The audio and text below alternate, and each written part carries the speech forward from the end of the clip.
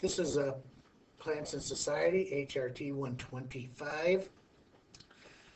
And this is part 2, New Crops to Feed the World. In our search for new foods, we've gone to the different continents and tried to find foods, plants that have been around for years, that our ancestors used, and we have not popularized. Now, with the advent of the jet plane, ships that travel the world, we're able to take plants from different parts of the world, utilize them throughout the world. One of the first plants that we can talk about is amaranth. This is a grain that was grown in South America. It's still used today, and if you go to Whole Foods, you find it in the market there. You'll find it as a flower as well as a grain. One of the reasons that it was not popularized very much is because when the Spanish came, this particular seed or grain was used in the religious ceremonies of the Aztecs, and consequently it was mixed with blood, and Spanish priests then forbid its use. It was almost destroyed by them because of this use. Nowadays we see it mixed in soups. It almost looks, it can be used like rice. Quinoa is another plant that comes from South America. This was grown along with the potato in the Andes Mountains. It had to be grown up high. The Incans took it and populated it all up and down the Andes Mountains and into South America. Its use at the time was only secondary to the potato. It was actually very much used the same way. It could be freeze-dried. However, unlike the potato, the whole plant could be utilized. If you remember, the leaves and the upper parts of the potato could not be used. It has very high protein count, higher than the potato. It's also high in calcium and phosphorus. One of the good things about it also is that it's very easy to grow. And because it's so easy to grow, it can be grown hydroponically in soilless niches. This could be a possible crop to use on space travel. Tarwi, again, another plant from South America. This plant too has a large amount of protein, 40% protein and 20% fat. Again, this has been used for ancient times in stews, soups, salads. When the ancient people have discovered that it worked well mixed with other proteins. It's very rich in the essential amino acid lysine. It does have some bitterness to it, so each different group has learned to either boil it out, steam it out, and dry it out in the sun to get rid of some of its bitter nature to it. Tamarillo, again, native to the Andes Mountains in South America. Unlike the other previous plants you saw, this was transferred out to Australia and New Zealand, just like the kiwi plant. This was a sweet plant. It could be used frequently, mixed with a little bit of sugar, and as a breakfast dish. It can be used as juice. Frequently in South America, it's mixed with sugar and served as on street side vans as a quick pick-me-up drink. However, most of it now is produced in Australia and New Zealand. Naranjilla, which in Spanish means a little orange, again, came from South America. It's also known as apricot tomatoes. It, again, very rich in vitamin C and A.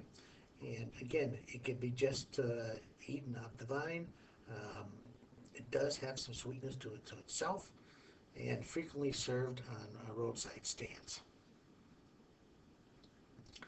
Oca, again from the Andes in South America. This also needed to be high up on the hills to be produced. Like potato, again, the entire plant could be eaten along with the leaves, the flowers. Along with the other plants, it was also brought to New Zealand and South America. They thought it could be raised much easier than the potato. However, takes the same requirements. The soil doesn't have to be very rich. It can be poor and rocky. And you can't appreciate the size in this picture, but they're the size of a large marble. The breadfruit, grown on trees, was found in the South Pacific. At the time, it was thought that since it was so easy to grow, it was very thick on the trees, this could feed all the people in the Caribbean. And the British sent a big expedition there to bring this fruit back to the Caribbean. We have seen this. This has been out in a movie, actually, called The Mutiny on the Bounty. This ship sailed from England along the south part of Australia, and most of us have seen that movie, where the plant's safety, which was much higher than the safety of the seamen on the ship. This was Captain Bligh, who protected the plant more than anything else. So consequently, there was a revolt, the Mutiny on the Bounty, that it was called, where the plants were all killed. Captain Bligh was set adrift, and the mutineers stayed out in the South Pacific. This was eventually brought back to the Caribbean, but did not prove to be fruitful in feeding the population there.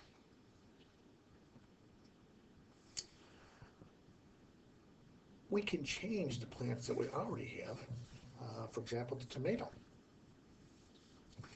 The tomato was actually almost not utilized anymore because of the costs associated with harvesting it.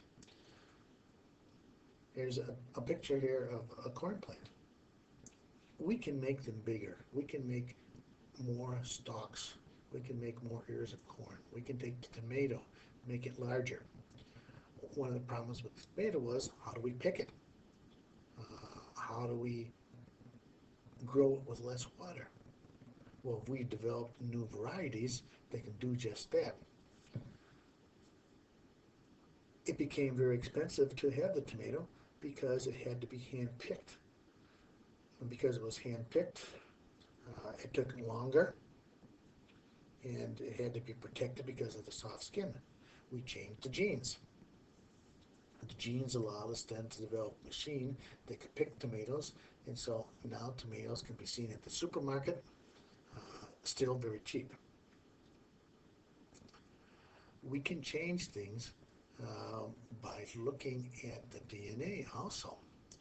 We can take DNA from a different plant and move it into the new plant. This is done in a variety of different ways. The most common way is to take a round organism, which we call a plasmid. We take that and we inject part of DNA into this and move it into the plant that we want. This new DNA then supplants the actual one. So now, if we've taken a wild plant and a current plant, where the wild plant is resistant to a fungus, we transfer it into the current plant, and now we have a plant that is resistant to fungus. We can do this with all sorts of different genes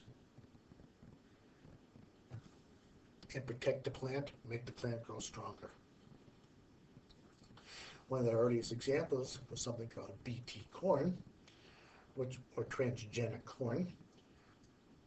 What the scientists wanted to do was to make it more resistant to insects. We moved a new gene into this. The gene for the Bacillus thuringiensis was placed there.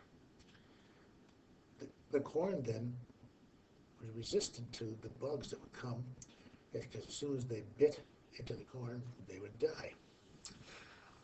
However, as we looked at the side effects, it seemed to affect the monarch butterfly. The monarch butterfly comes out in the springtime.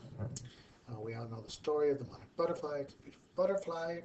It travels down to Mexico every year, way up high, 30,000 feet up into the sky. Very beautiful plant, people loved.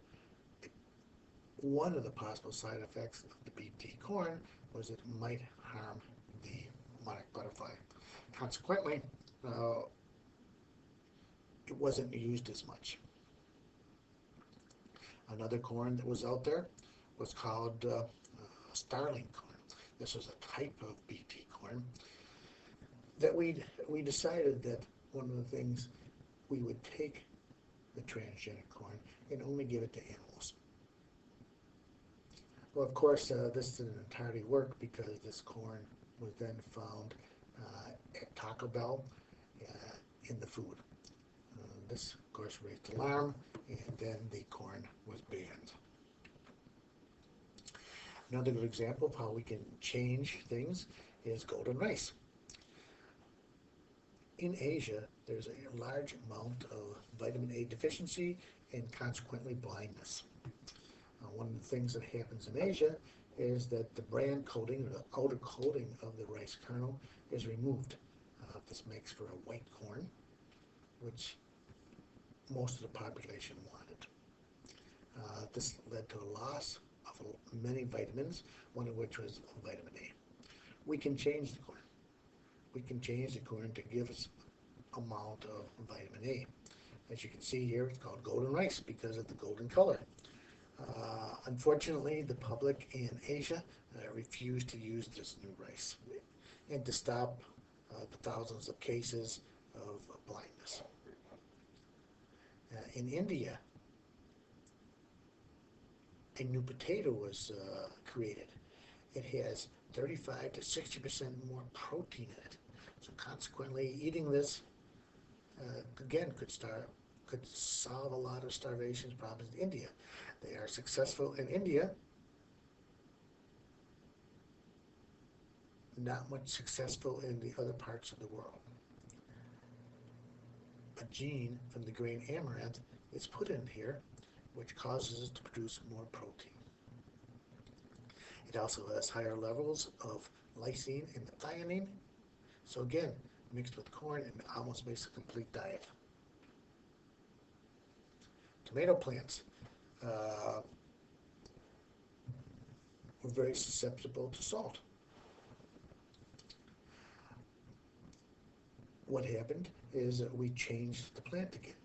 Along the Chesapeake Bay, the land had been used for tobacco growing for many years and was very deficient in nutrients. However, the tomato plant could grow there very easily.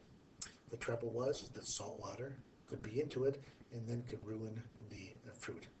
A new tomato plant was developed that allowed salt to be taken in by the plant but not brought it to the fruit. Cassava. This is, again, from South America. It's very popular in Africa. Easy to grow crop, tolerates poor soil. We can change it. The one on the right has more beta-carotene into it, higher shelf life, and a lot more vitamin A. Another type of tomato is called the flavor saver tomato.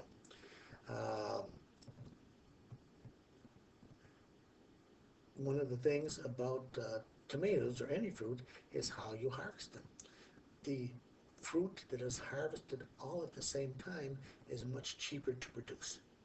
So if you can get a tomato plant where everything is harvesting at the same time, such as the flavor saver tomato, harvesting becomes cheaper and the tomato becomes cheaper itself.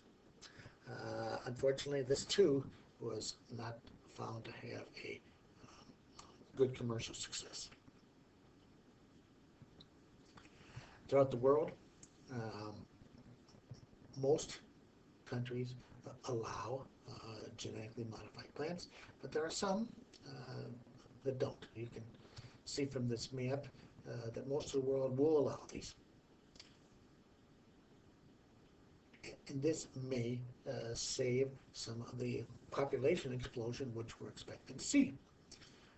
There are some countries that are slower on the uptake. For example, France does not allow as much genetically modified plants, but what they're seeing is a huge increase in the cost of food. And they're actually having to import more food from other countries, which is leading to a huge social problem.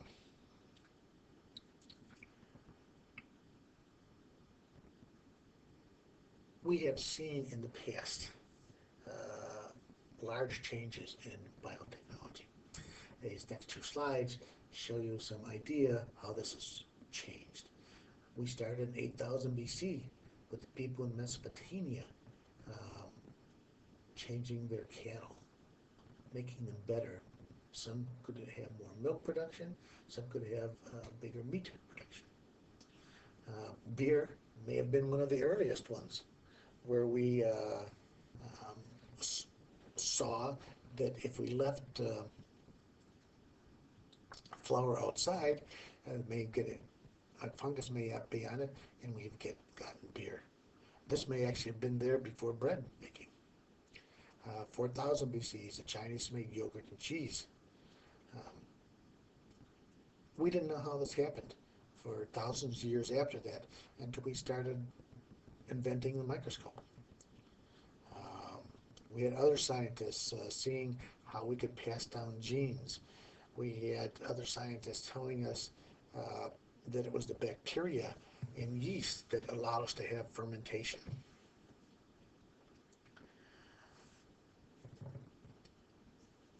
We see that we can use bacteria to produce insulin. We can use bacteria to produce antibiotics.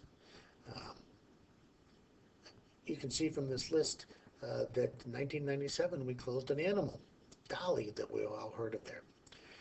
We've had weird things too, where we have a fish that changes colors depending upon pollution. So we do have the technology. It's whether or not we have the will to do this.